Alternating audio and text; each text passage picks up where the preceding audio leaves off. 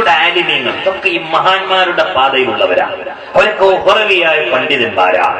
നിങ്ങൾ ഇവിടുന്ന് അങ്ങോട്ട് എടുത്തോ അല്ലെങ്കിൽ അവിടുന്ന് അങ്ങോട്ട് എടുത്തോ, ഇതിലൊന്നും മഹാന്മാരല്ലാത്തവര് ഒരു പ്രസിഡന്റ് ആയിട്ടോ സെക്രട്ടറി ആയിട്ടോ മഹാന്മാരല്ലാത്ത ആരും വന്നിട്ടില്ല. ദുനിയാവിന്റെ കഥ പറഞ്ഞിട്ട് അത് ദീനിന്റെ കാര്യമായിട്ട് അവതരിപ്പിച്ചിട്ട് ഇങ്ങനെ ജനങ്ങൾ ഇങ്ങനെ വിറപ്പിച്ചിട്ട് ഇങ്ങനെ ഓളിയും പൂളിയൊക്കെ ഒപ്പം കൊണ്ടുവന്നിട്ട് അത് ദീനിന്റെ ഖിദ്മത്ത് എന്ന് പറഞ്ഞിട്ട് സമാധാനിക്കുന്ന ആളുകളല്ലായിരുന്നു. അവരൊക്കെ അല്ലാഹുവിന്റെ ദീനിന് വേണ്ടി പട്ടാപ്പകലിന്റെ നട്ടുച്ചയിലും പാതിരാവിന്റെ ഇരുട്ടിലും തീക്ഷ്ണമായ ഉഷ്ണവും ശക്തമായ ശൈത്യവുമുള്ള കാലത്ത് നനഞ്ഞ വസ്ത്രവുമായി തേഞ്ഞ ചുരുട്ടുമായി നടന്നുകൊണ്ട് അല്ലാഹുവിന്റെ ദീനിന് വേണ്ടി സേവനം ചെയ്ത മഹാന്മാരാ. സുബ്ഹാനല്ലാഹ് സുബ്ഹാനല്ലാഹ്. ഇന്ന് നമ്മുടെ മഹാനായ പ്രസിഡന്റ് ബഹുമാനപ്പെട്ട കോയക്കുട്ടി ഉസ്താദ് റബ്ബേ രോഗങ്ങൾ ശിഫയാക്കണേ റബ്ബേ, ആയുസ് ദുരിതമാക്കി കൊടുക്കണേ നാഥാ, പ്രയാസങ്ങൾ അകറ്റണേ റബ്ബേ. തന്റെ വീടിന്റെ പരിസരത്ത് തനിക്ക് വേണ്ടി കബറ് കുഴിച്ചിട്ടുകൊണ്ട് ആ കബറിലേക്ക് നോക്കിയിട്ട് നീണ്ട ദാടിയുള്ള നരച്ച ദാടിയുള്ള പറയുഹായ മനുഷ്യൻ കരയുകയാ.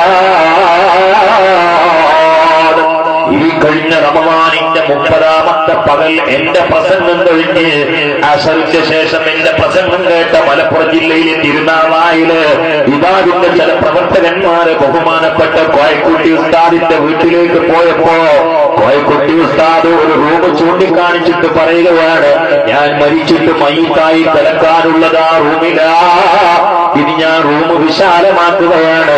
കാരണം ഇവിടെ വെച്ചും നിസ്കാരം നടക്കണം, അവിടെ വെച്ചും നിസ്കാരം നടക്കണം, പിന്നെയും പിന്നെയും ആളുകൾ വന്ന് ദുആ ചെയ്യണം, എന്റെ ആഹാരം രക്ഷപ്പെടണോ. പരിശുദ്ധ റമദാൻ പിരിയുമ്പോ പ്രവർത്തകന്മാരോട് പറയുന്നത് ശവ്വാലും നമുക്ക് വിജയിപ്പിക്കണം, നമുക്ക് കൊടികെട്ടണോ, നമുക്ക് മറ്റവനെ എതിർക്കണം, നമുക്ക് അവിടെ പോയി തകർക്കണം, നമുക്ക് മദ്രസ പിടിച്ചെടുക്കണോ, നമുക്ക് ഏതും പിടിച്ചെടുക്കണം, പറ്റില്ലെങ്കിൽ അക്രമകാരികളാകണം എന്നല്ല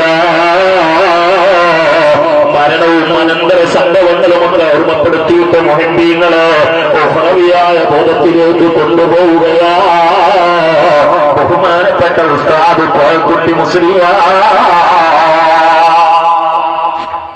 കോയക്കുട്ടി മുസ്ലിയാരെന്നാണ് കേട്ടാൽ, കോയക്കുട്ടി മുസ്ലിയാരെന്നാണ് കേട്ടാൽ കേരളത്തിൽ ഏത് മനുഷ്യന്മാർക്കാണ് എന്തെങ്കിലും ഒരു അരുതായ്മ കളയുന്നവര്? കോയക്കുട്ടി മുസ്ലിയാർ. അതെ, ചെറുപ്പത്തിലെ ഇൽമു പഠിച്ച മുത്താലിം, പിന്നീട് ബാക്കവി ബിരുദെടുത്ത പണ്ഡിതൻ, പിന്നീട് 50 കൊല്ലങ്ങൾ ദർസ് നടത്തിയ മഹാൻ, പിന്നീട് ദ്വാ സമ്മേളനത്തിന് നേതൃത്വം കൊടുത്ത മഹാൻ, ചാപ്പനങ്ങാടി ബാപ്പു മുസ്ലിയാരുടെ ഖലീഫ, ചാപ്പനങ്ങാടി ബാപ്പു മുസ്ലിയാരുടെ വഫാത്തിന് ശേഷം അവർ നടത്തിയിരുന്ന ദിക്ർ ഹൽക്കകൾക്ക് അവരുടെ സ്ഥാനത്തിരുന്നിട്ട് നേതൃത്വം കൊടുക്കുന്ന മഹാൻ, ബഹുമാനപ്പെട്ട സമസ്തയുടെ പ്രസിഡന്റ്. ഇതല്ലാതെ കോയക്കുട്ടി മുസ്ലിയാരെ കുറിച്ച് വേറെ എന്താ നമുക്കറിയാം? അവിടെ പോയി പറ്റിച്ചാള്, ഇവിടെ പോയി കട്ടാള്, മറ്റോട്ട് അഡ്രസ് ഇല്ലാതെ പിരിച്ചാള്, ഇവിടെ വക്കാനുണ്ട്, അങ്ങനൊന്നുമില്ലല്ലോ, അങ്ങനൊന്നുമില്ലല്ലോ. ഇങ്ങനെ കുറെ നിയമങ്ങൾ അവരുടെ പിറകിലാണ് നമ്മൾ നിൽക്കേണ്ടത്. ഞാൻ ആരെയും കുറ്റം പറയല്ല, പക്ഷെ നമ്മൾ നിൽക്കേണ്ട ആളുകൾ ആരാന്നാ ഞാൻ പറയുന്നത്. ആ മഹാനായ കോയക്കുട്ടി ഉസ്താദിന്റെ ഭാര്യയ്ക്ക് വായയിൽ ക്യാൻസർ ആയിരുന്നു. ഡോക്ടർമാർ ഒഴിവാക്കിയ സമയത്ത് ബഹുമാനപ്പെട്ട സമസ്ത പ്രസിഡന്റ് കോയക്കുട്ടി മുസ്ലിയാർ തന്റെ റൂമിലേക്ക് കയറിയിട്ട് കഥകടച്ചുകൊണ്ട് 4444 വട്ടം നാരിയത്ത് സ്വലാത്ത് ചൊല്ലിയിട്ടൊക്കെ പൊട്ടിക്കരഞ്ഞുകൊണ്ട് പാതിരാവിൽ ദുആ ചെയ്യുകയാണ്.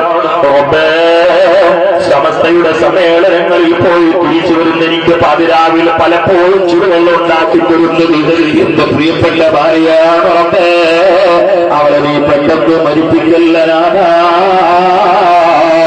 ഏത് ഡോക്ടർമാര് കൈയൊഴിവാക്കിയിട്ടുള്ള മൂർച്ചയേറിയ രോഗമാണെങ്കിലും മെഡിക്കൽ സയൻസ് കൈമലർത്തിയാലും അലോപ്പതി വാതിൽ കൊണ്ടിയടച്ചാലും നാഥാ നീ ഷാഫിയാണല്ലോ. ദാരിദ്ര്യ സലഹത്തിന്റെ വർക്കത്ത് കൊണ്ട് എന്റെ പ്രിയപ്പെട്ട സഹോദരനിയുടെ രോഗം നീ ശിഫയാക്കണമെന്ന് സമസ്തയുടെ പ്രസിഡന്റ് അങ്ങ് പാതിരാവിൽ സ്വലാത്ത് ദുആ ചെയ്തപ്പോൾ സ്വലാത്തിന്റെ ശൈഖായ ബഹുമാനപ്പെട്ട കോയക്കുട്ടി ഉസ്താദിന്റെ ഭാര്യയുടെ ക്യാൻസർ എന്ന് മാറുകയാ. ആ ഭാര്യ ഇന്നുണ്ട്, ഒരു ക്യാൻസറും ഇല്ല. പിന്നെ ഹജ്ജിന് പോയിട്ടുണ്ട്, ഉംറക്ക് പോയിട്ടുണ്ട്.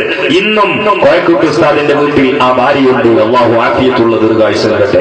കാരണം അവരൊക്കെ വിളിച്ചോട്ട് അള്ളാനെ കിട്ടും. മരണം ഇജാബത്ത് ഉറപ്പാ.